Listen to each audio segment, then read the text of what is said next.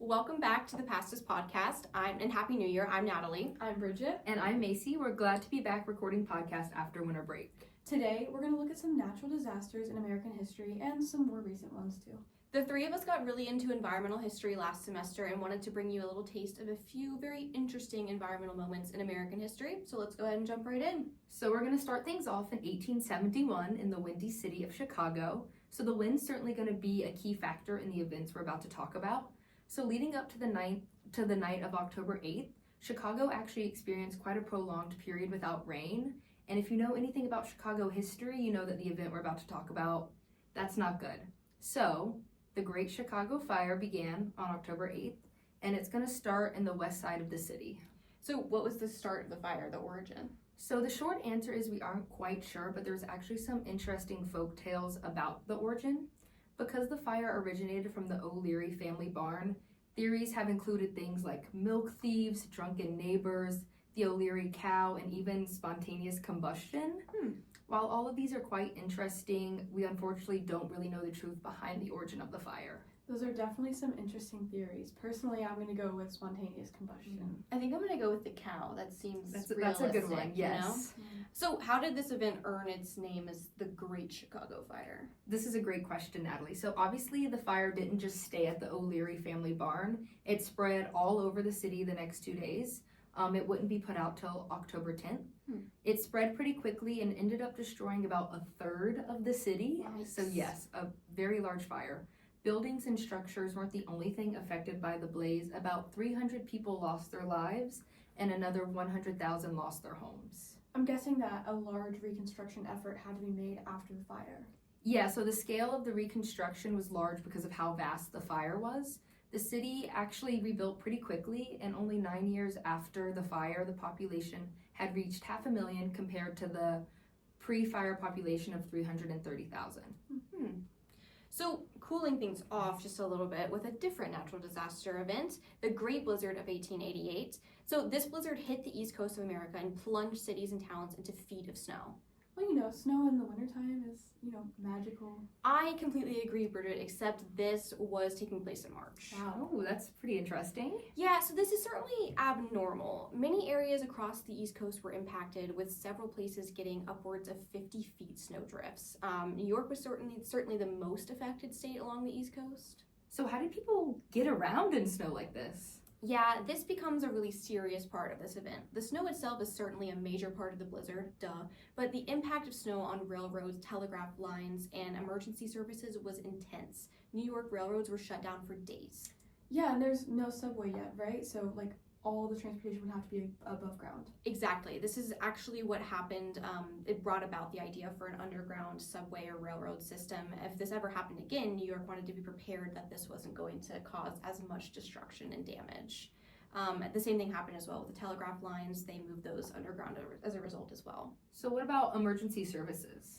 Yeah, so the amount of snow on the ground made it really hard for firefighters to respond to structure fires, and the property loss alone from fire damage was $25 million in 1888 United States dollars. That's got to be a lot in today's currency. Yeah, it's about $870 million. Just a little pocket change. Yeah, pocket change. Beyond this, there's also major flooding as the snow eventually melted, and overall this was a pretty extreme weather event that certainly changed a lot about how the East Coast deals with major snowstorms, which is somewhat relevant because we are about to get hammered with a massive snowstorm tomorrow on Sunday. Yeah. It is divine timing that you brought this up. Next podcast will be about the Great Blizzard of 2026. Yes. I don't think we will see 50 feet of snow. Maybe I sure hope not. Although, who knows? Who knows? Stay tuned for that. Yes. So our next event is not necessarily a natural disaster, but it's certainly a well-known, more catastrophic disaster.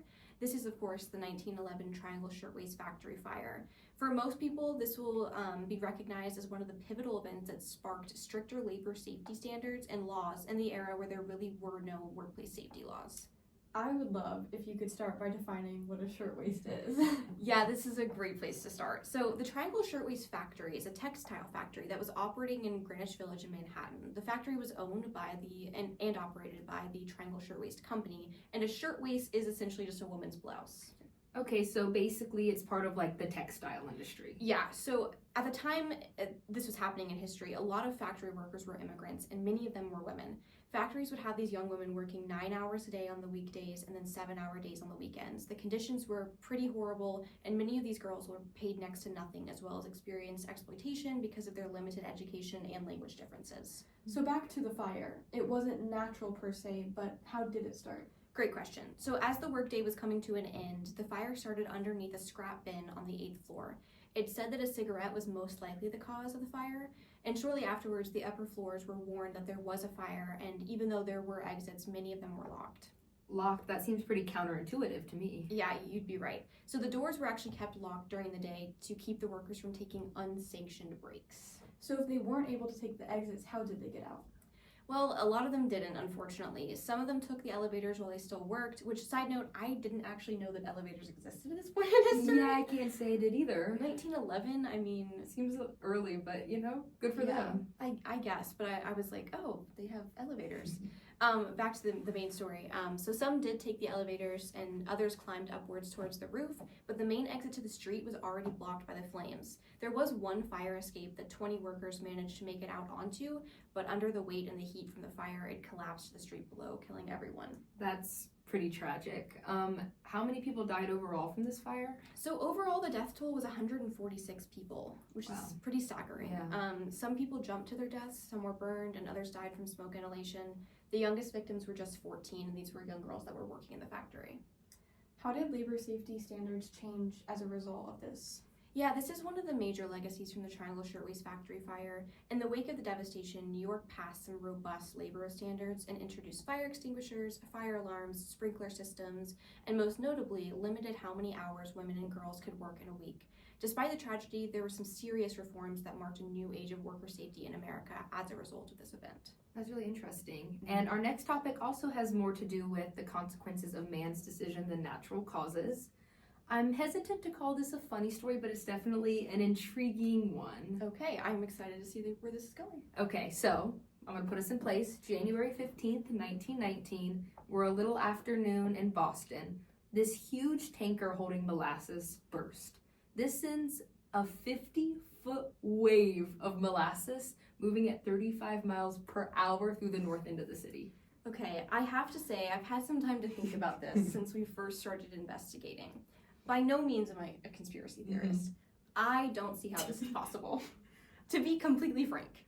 I've seen the pictures. Like, I know in my head it happened, but I can't imagine this happening. I want to specify that there are pictures of the molasses in the street. Mm-hmm. There is no picture of this wave. You don't believe in the wave? I think that the wave might be falsified. I heard Bridget surfed the wave, so do you have any comment on this? No, what I said to you guys earlier on is that I definitely am not going to refute the idea that molasses definitely swept through and like stuck and had a whole disaster there, but I might question the validity of the 50-foot wave at 35 miles. Just the details of it are what I'm not convinced. Yeah. To be fair, the saying is as slow as molasses. So if there's a physicist or someone, a molasses expert maybe out there, Please let us know. would really like to know how this worked. I will say that it was fermented molasses that was going to be turned into industrial alcohol.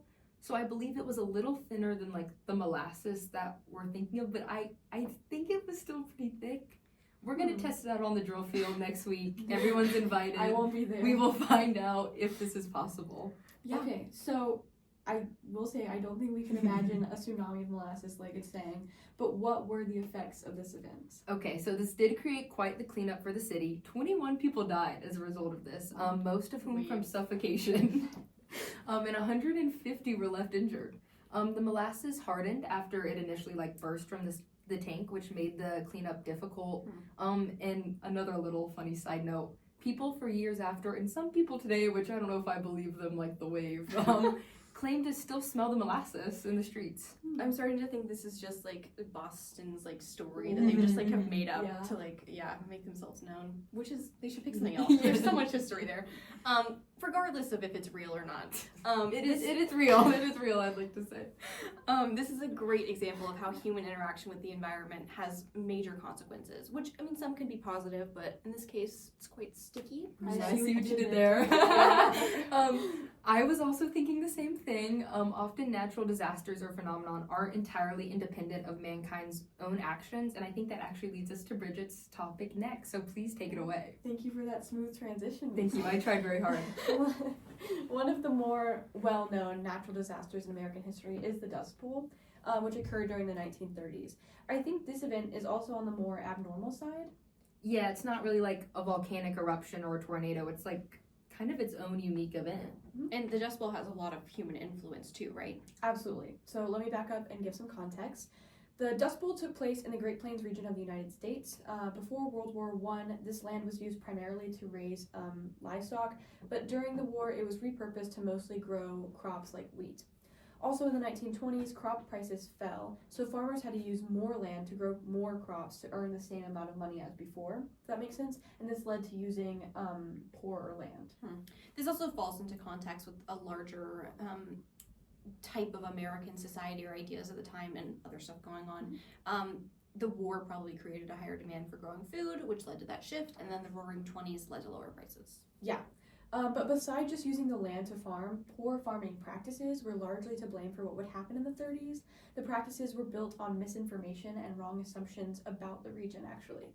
So in the century before, people promoting settlement in the new area of the country over-exaggerated the agricultural potential of the Great Plains to those who wanted to move there, when there was little known about this region's climate at the time to begin with.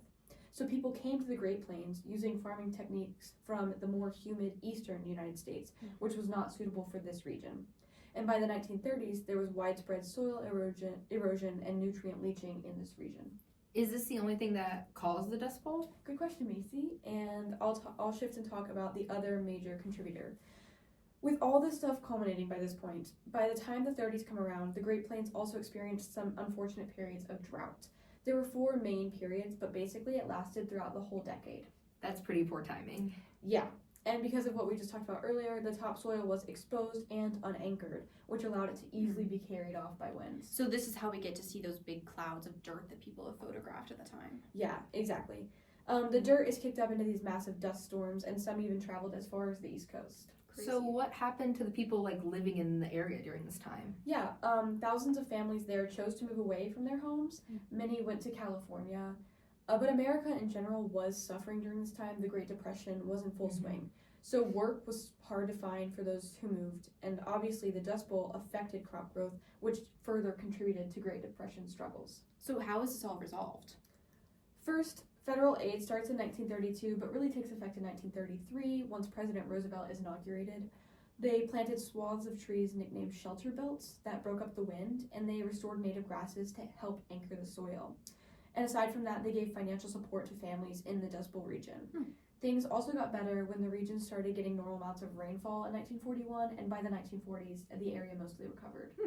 Wow, something interesting about this natural disaster is like the government interference. In other cases we've mentioned, there's not much that can be done to really mitigate the disaster or prevent it. But in this case, the government like stepping in and enacting these things actually brought like a stop to the dust storms. Yeah, I completely agree. Plus, the government approach to handling the situation is such a good example of FDR's political alignment and perspective on the government's role, and you can see how much that affects the response to natural disasters. Yeah.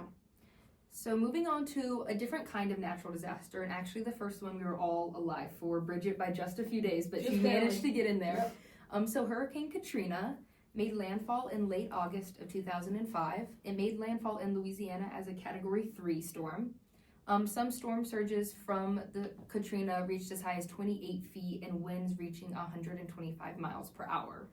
Katrina is definitely a storm I think we all grew up hearing a lot about, mostly in relation to the damage in New Orleans specifically. So what's the story? Yeah, so I would say when people hear of Katrina, they automatically relate it to New Orleans, and this is for pretty good reason. As you may or may not know, New Orleans actually sits below sea level, so the city's guarded and protected by this levee system that basically keeps the seawater out. Yeah, if I remember correctly, at first it appeared that the city had come out of the storm like relatively unscathed because they weren't directly hit. Yeah, so this is correct. But this very quickly changed because the levee system protecting the city basically broke. So soon much of the city's underwater. In a matter of only 24 hours, New Orleans went from having about 20% of the city underwater to 80%. Wow. So those who had not evacuated are basically left stranded and in danger from these rising waters. Many headed for shelter in either the city's convention center or the Superdome.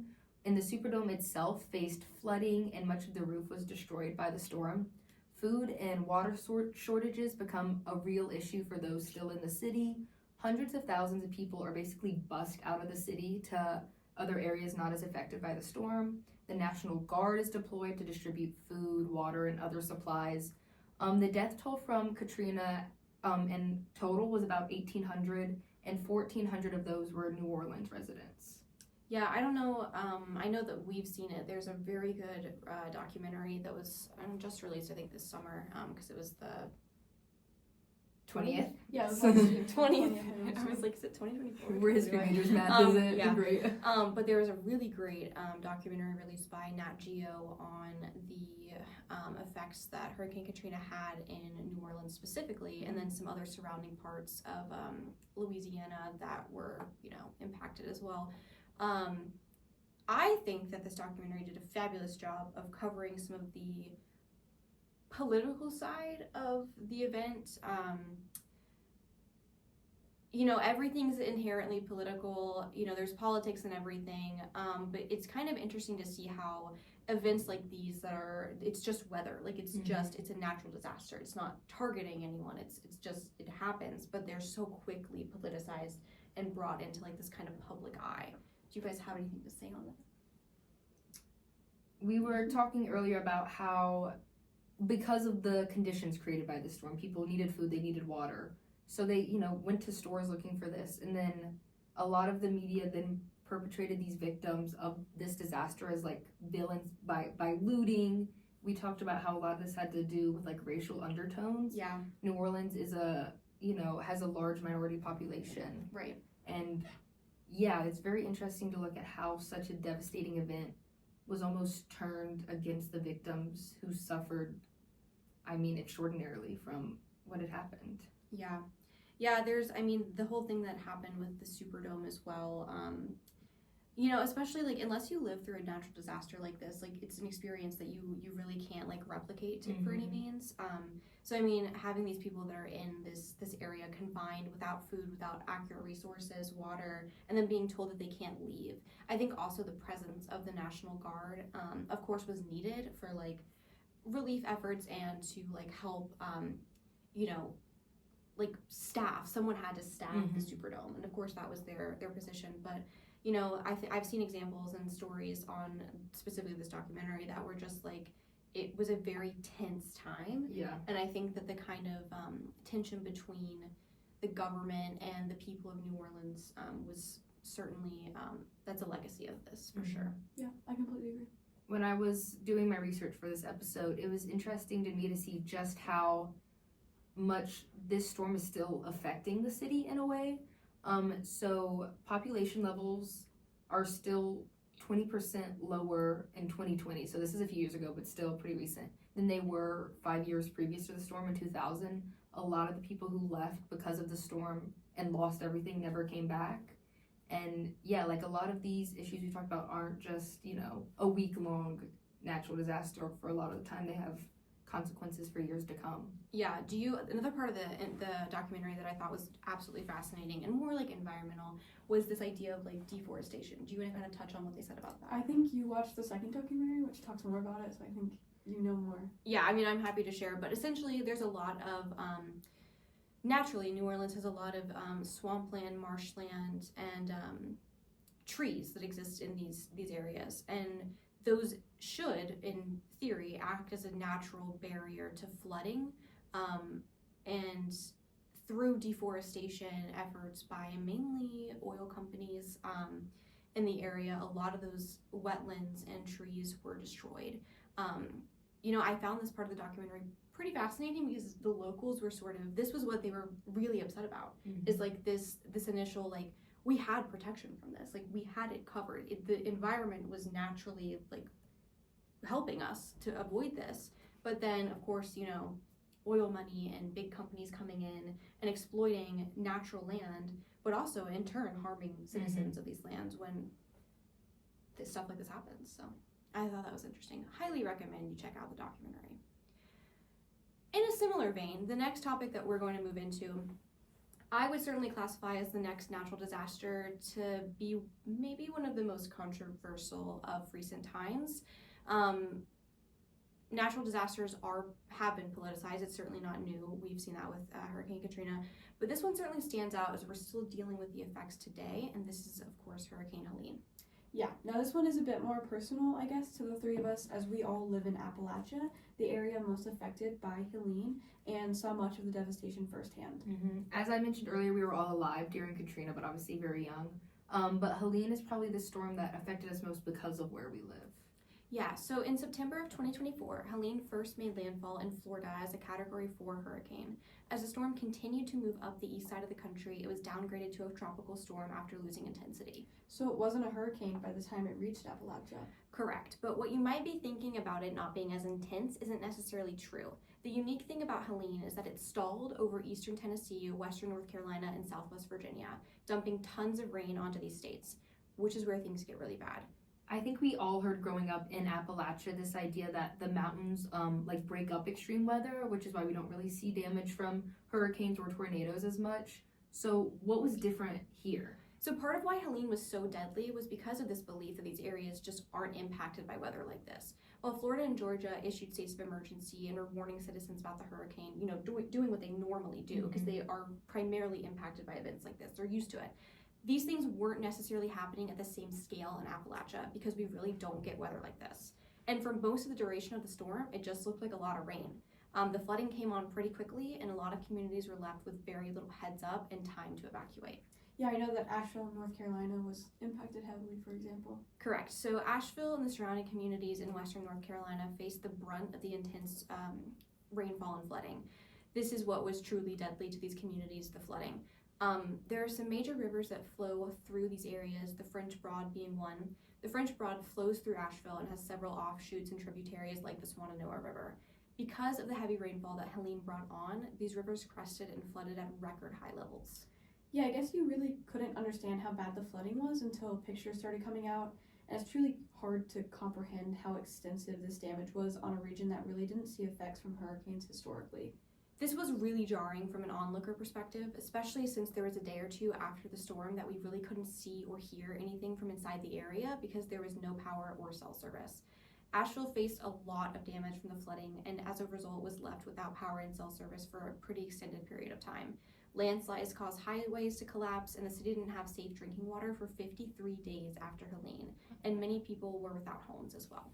So you kind of painted the picture of what Helene looked like on the ground, but how does this become politicized, as you mentioned earlier? Yeah, so this gets a little bit complicated, but not only did Helene hit historically underserved communities, the storm hit less than 2 months before the 2024 presidential election. Political conversations began about how the Biden administration was handling the storm relief, especially in rural areas. So how was the administration handling this relief?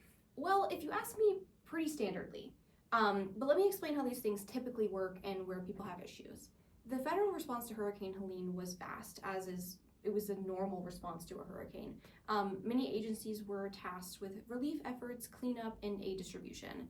What I think that people have to realize is that the federal government has a lot of red tape and bureaucracy. That's not to say that the red tape is an excuse for a flaccid response. However, it's important to remember that politicians and agencies are working within the bounds of the red tape and the bureaucracy. Right. I recall that relief efforts in some places were slow, and also FEMA's response to some just didn't seem fair. Yeah, there's a few things at play here. One being then presidential candidate Donald Trump's remarks that the Biden administration was not handling the response properly. This, of course, was coming out of an already intense election season. This inflated conspiracy theories about government engineered weather, the administration not wanting to help red states, and just overall major polarization of an absolutely devastating event. Of course, we were all pretty politically educated at the time this was going down, so what were you guys thinking? I think this one's interesting in the sense of the politicization of natural disasters, but also this time the partisan politicizing, I guess, of the disaster. Like yeah. it took on a different form. Mhm.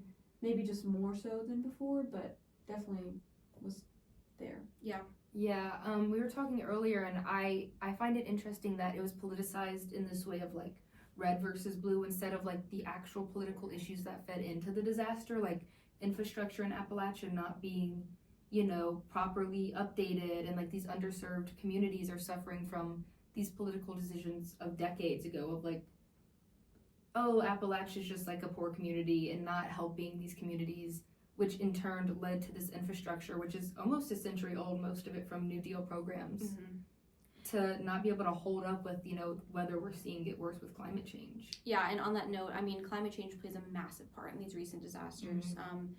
Asheville was actually dedicated as a climate sanctuary like a few years prior to Helene's destruction there. So it just goes to show that like we are in the midst of a climate crisis, whether you want to believe it or not. So Okay, is that yeah. Yes, okay? go The on. most recent natural disaster we have to cover is last year's wildfires in California. More specifically, the Palisades and Eaton fires in Los Angeles last January. That's right. Those were some of like the top news stories from last winter, correct?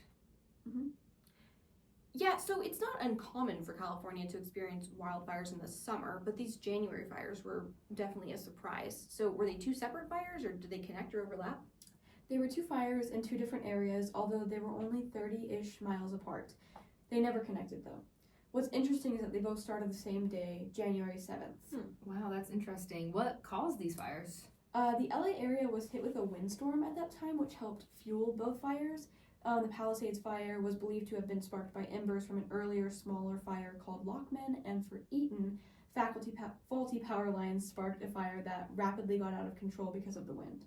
That managing both of those must have been pretty tricky, I guess. Yeah, it's largely why it became such a huge story.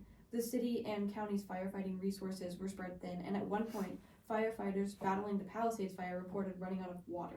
That's probably the last thing you want to happen when you're battling a fire. So what did the rest of this disaster look like? Combined, both fires spanned over 37,000 acres, 17,000 structures were destroyed, and 31 people died.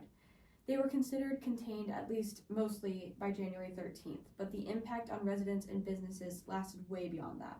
And the implications long term. So, for starters, a news source reported this January that around 70% of residents in the burn area are still displaced. Wow. Yeah, and this really makes you think about disaster response in our country, but also the help that is given to those who are affected by events like this. Yeah, thinking about people needing shelter, food, and financial help for everyone, who lost their houses and lost everything. And keeping in mind that people also lost jobs and businesses, too. Yeah, it definitely shows, like, the way that natural disasters impact people as well, as we talked about earlier, people causing some natural disasters, but also just beyond the, like, week-long event that it is, it's much larger and longer than that. Yeah, especially with our news cycle today. That's, it was obviously, like, top story for a while in the news last winter, but it's not. We don't hear about this, like, 70% that still are unhoused currently. Coming back to the climate change thing, because of course wildfires are made worse by climate change. That's the truth. We don't know if the wave is real, but The molasses wave, we're not sure, but the fires. yeah, climate change is real. The molasses wave, who knows? Questions are still out there. I think something that I kind of am drawing a connection to or thinking more about is, and maybe people know this, maybe people don't, but there were a lot of scientists before the COVID pandemic hit that said, something like this is coming. We are in the midst of like a crisis with like growing globalization and things that are happening. We don't necessarily have the infrastructure to deal with this right now. And then COVID hit, and they were correct. There's a really great book about this called The Premonition. This is similar to the climate crisis in the fact that we are very aware that we are in the midst of a climate crisis, and a lot of people talk about that in a futuristic sense and say, oh, well, the future is, we're doomed because the world is warming and everything, but I really think the future might be right now. I think that we have reached a point of no return, which I hesitate to say because there are things that we can do, but we have to do them. Yeah, we are seeing like these storms are getting more intense every year, whether it be hurricanes, tornadoes, snowstorms. we'll let you know again how that goes. But they're getting more intense because of climate change. Like these, and this doesn't affect one group of people, or like, oh, if you live at the beach, you're not gonna have a house or something like that. Like people in Appalachia who like would think you're safe from a hurricane. Right. As weather gets more intense, like these things are gonna spread to areas, every area, really. Yeah.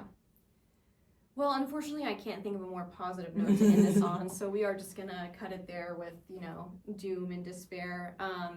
I will say we do have a very exciting announcement coming up, so stay tuned for that in the next coming days. Again, this has been the Past is Podcast. We're so happy to have you here. Thanks for checking us out.